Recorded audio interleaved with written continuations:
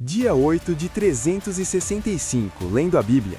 Hoje, a promessa das estrelas a Abrão, o conflito no deserto com Agar e o impacto da verdade em João capítulo 8. Vamos à leitura. Gênesis capítulo 15. Passados esses acontecimentos, o Senhor falou a Abrão por intermédio de uma visão. Não temas, Abrão. Eu sou o teu escudo, e grande será a tua recompensa.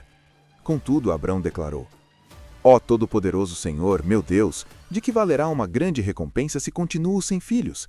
Eliezer de Damasco é quem vai herdar tudo o que tenho. Tu não me concedeste descendência, e por esse motivo um dos meus servos, nascido na minha casa, será o meu herdeiro. Então imediatamente lhe assegurou o Senhor: Não será Eliezer o teu herdeiro, mas sim, filho gerado de ti mesmo será o teu legítimo herdeiro. Então o Senhor conduziu Abrão para fora da tenda e orientou-o: Olha para os céus e conta as estrelas, se é que o podes. E prometeu: Será assim a tua posteridade. Abrão creu no Senhor, e isso lhe foi creditado como justiça. Declarou ainda mais o Senhor a Abrão: Eu sou o Senhor que te tirei de Ur dos caldeus, para dar-te por herança esta terra. Indagou-lhe Abrão: Ó soberano Senhor, como posso saber que tomarei posse desta terra?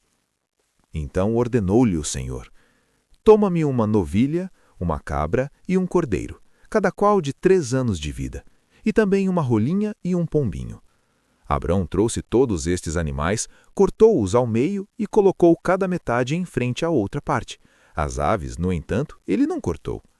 Em seguida, aves de rapina começaram a descer sobre os cadáveres expostos, mas Abrão as enxotava. Ao pôr do sol, Abrão foi tomado de um sono profundo, e eis que vieram sobre ele trevas densas e assustadoras. Então o Senhor falou a Abrão: Saiba com toda certeza que a tua posteridade será peregrina em terra alheia, e será reduzida à escravidão, e será afligida por 400 anos. Contudo, eu julgarei e castigarei a nação que a fizera sujeitar-se à escravidão, e depois de muitas aflições, teus descendentes sairão livres, levando muitas riquezas. Tu, porém, gozarás de uma velhice abençoada, morrerás em paz, serás sepultado e irás te reunir com os teus pais no mundo dos mortos. Depois de 4 gerações, teus descendentes retornarão para estas terras, porquanto não expulsarei os amorreus até que eles se tornem tão malignos que mereçam ser severamente castigados. Com a chegada da noite veio a escuridão. De repente, surgiu um braseiro que soltava fumaça e uma tocha de fogo, e o braseiro e a tocha passaram pelo meio dos animais divididos. Naquele mesmo momento, fez o Senhor a seguinte aliança com Abrão: Aos teus descendentes dei esta terra, desde o ribeiro do Egito até o grande rio, o Eufrates, a terra dos queneus, dos quinezeus, dos cadimoneus, dos hititas, dos ferezeus, dos refaíns, dos amorreus, dos cananeus, dos girgazeus e dos jebuseus. Gênesis, capítulo 16. A mulher de Abrão, Sarai, não lhe dera filho, mas tinha uma serva egípcia chamada Agar. Então Sarai propôs a Abrão: Ouve, eu te peço, o Senhor não permitiu que eu desse à luz, portanto, toma a minha serva, talvez por intermédio dela eu venha a ter filhos. E assim, depois de 10 anos em que Abrão habitava na terra de Canaã, sua esposa Sarai tomou Agar, a egípcia, e a entregou como mulher a seu marido, Abrão. Este teve relações sexuais com Agar, que ficou grávida. Quando Agar se viu grávida, começou a olhar sua senhora com arrogância e desprezo. Então Sarai queixou-se a Abrão: Tu és responsável pela injúria que me está sendo feita.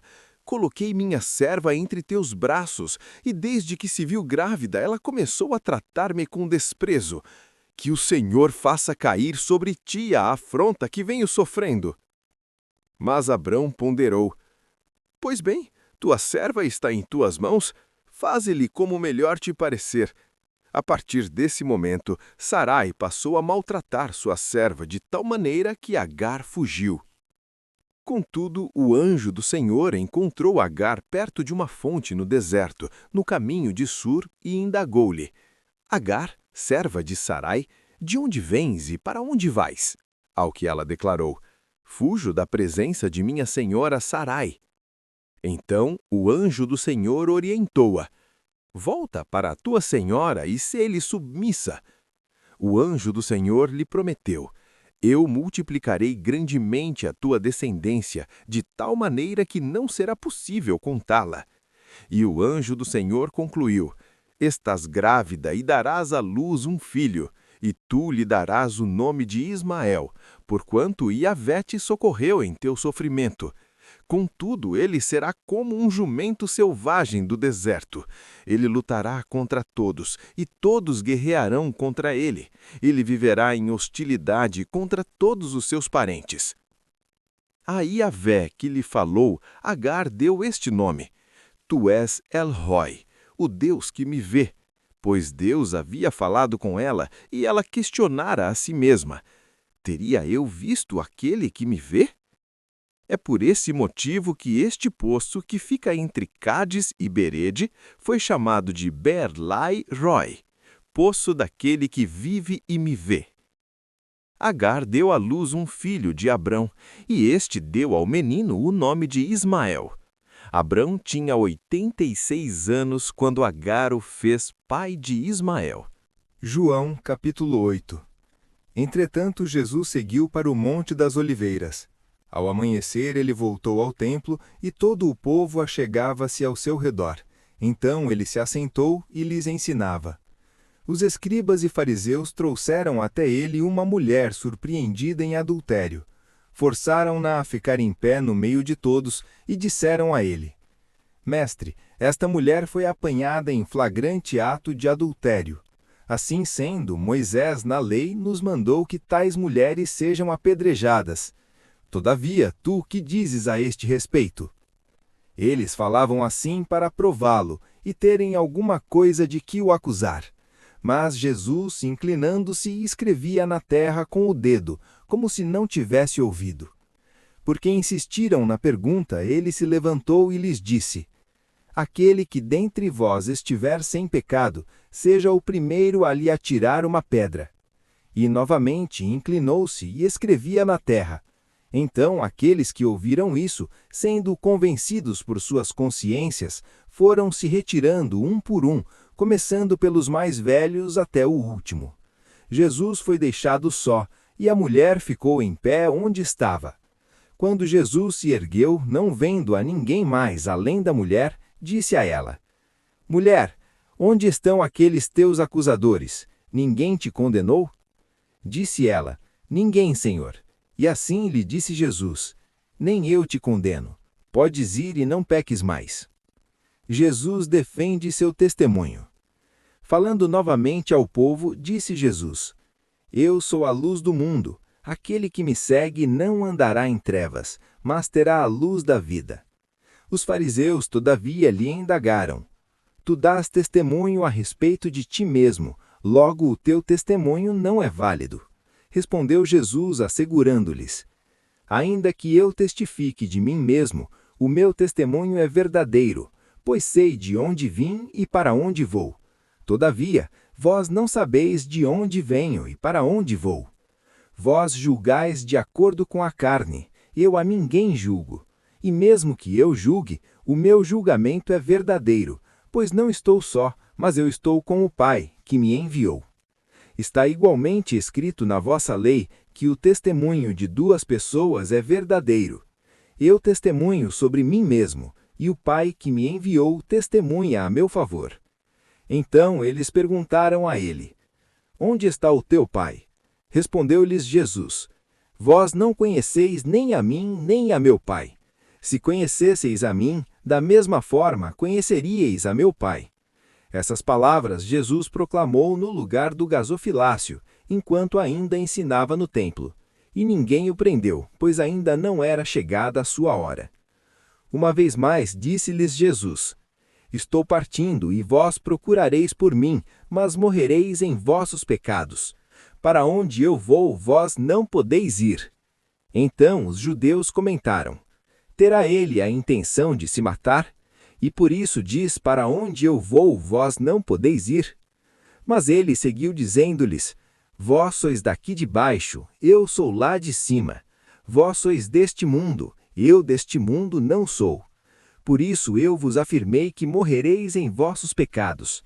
Se vós não crerdes que eu sou, certamente morrereis em vossos pecados. Então indagaram-lhe: Quem és tu? E ele lhes afirmou: Exatamente o mesmo que vos tenho dito desde o princípio. E eu tenho muito mais a declarar e julgar a respeito de vós, pois aquele que me enviou é digno de toda a confiança. Assim, transmito ao mundo as palavras que dele ouvi. Os judeus, contudo, não entenderam que lhes falava acerca do Pai. Então Jesus preveniu-os: Quando tiverdes elevado o Filho do Homem, então sabereis que eu sou, e que nada faço de mim mesmo, mas transmito tudo conforme meu Pai me ensinou. E aquele que me enviou está comigo. O Pai não me deixou só, pois eu sempre cumpro sua vontade como ele agrada. Tendo proferido essas palavras, muitos creram nele. A verdadeira liberdade. Então disse Jesus aos judeus que haviam crido nele: Se permanecerdes na minha palavra, verdadeiramente sereis meus discípulos, e conhecereis a verdade, e a verdade vos libertará. Eles responderam-lhe: Somos descendências de Abraão, e jamais fomos escravos de ninguém. Como podes tu afirmar que seremos libertos? Jesus explicou-lhes: em verdade vos asseguro, todo aquele que pratica o pecado é escravo do pecado.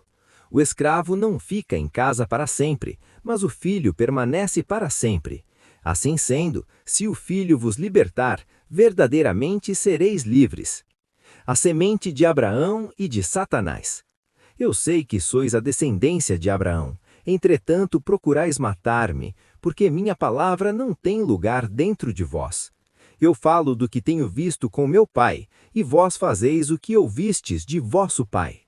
Eles contestaram a Jesus, dizendo: Abraão é nosso pai. Mas Jesus os corrigiu: Se fosseis filhos de Abraão, vós faríeis as obras de Abraão. Mas, ao contrário, agora procurais me matar, um homem que vos tem declarado a verdade, a qual ouviu de Deus. Abraão não procedeu assim. Vós fazeis as obras de vosso pai. Então lhe asseveraram: Nós não nascemos de fornicação, nós temos um só pai, Deus. Replicou-lhes Jesus: Se Deus fosse vosso pai, vós me amaríeis, pois eu procedo de Deus, e estou aqui. Eu não vim por mim mesmo, mas ele me enviou. Por que vós não podeis entender minha linguagem? É porque vós sois incapazes de ouvir minha palavra. Vós pertenceis ao vosso pai, o diabo, e quereis realizar os desejos de vosso pai. Ele foi assassino desde o princípio, e jamais se apoiou na verdade, porque não existe verdade alguma nele.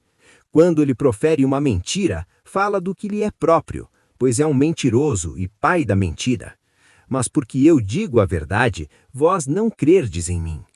Quem de vós pode me condenar por algum pecado? E se eu estou dizendo a verdade, por que vós não crerdes em mim? Aquele que é de Deus, ouve as palavras de Deus. Entretanto, vós não ouvis, porque não sois de Deus. Então os judeus em resposta lhe disseram: Não dissemos acertadamente que tu és samaritano e tens um demônio? Replicou-lhes Jesus: Eu não tenho demônio. Ao contrário, eu honro meu Pai, e vós me desonrais. E além do mais, eu não estou procurando minha própria glória. Existe um que a busca e tudo julga. Em verdade vos asseguro, se alguém obedecer à minha palavra, jamais experimentará a morte.